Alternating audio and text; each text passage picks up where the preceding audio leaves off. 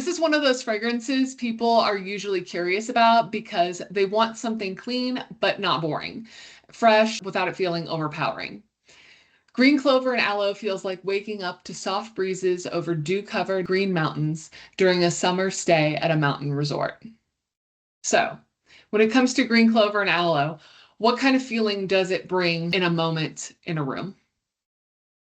When I initially smell this fragrance, I love how you say it's not boring because it is absolutely not that. And sometimes when you think of like a calm, refreshing fragrance like this one, you can sometimes feel like it could be a little bit too soft. But with this one, I think that the watery notes kind of add this like complexity to it. Yeah, it feels very refreshing. I smell this and it kind of feels like a breath of fresh air.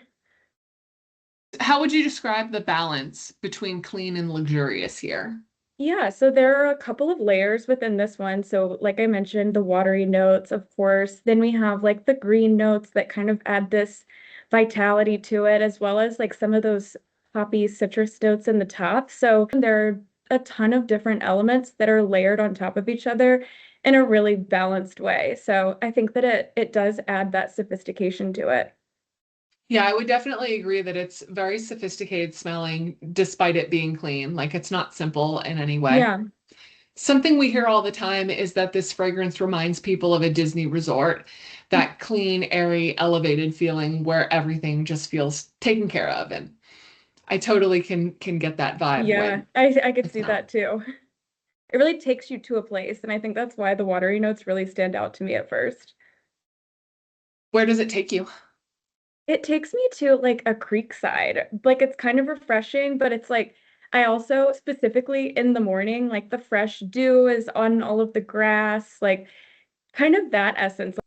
When I smell this, I immediately picture Monet's water lilies. Yeah, yeah, exactly. Like, in the morning hours, like, it's the sun's not fully up yet.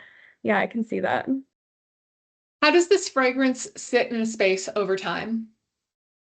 So it's not a very heavy fragrance, and I know we mentioned it being a more soft, subtle, relaxing fragrance, but it still carries a presence. And so when you walk into a space, you're going to smell it, it's going to be there. I like to think of it more of like an ambient fragrance. People often say that it lasts really well, but it never feels overpowering. It just kind of becomes part of the space. So, Yeah, definitely.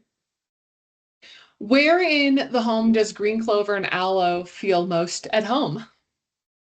So based on like the bright quality of it, like I said, it kind of reminds me of like the morning hours. I would put it in a room that has a lot of like natural lighting, some bright colors, maybe like obviously it leans more in the green family. So if you have green in your home, it would be perfect to complement those colors. But with it being such a like comfortable fragrance to live in and get used to, it could really go in any room for any period of time. It could become like your house's signature scent. Green clover and aloe is clean, fresh, and effortlessly calming, a fragrance that makes your home feel elevated without trying too hard. Discover it at scentair.com.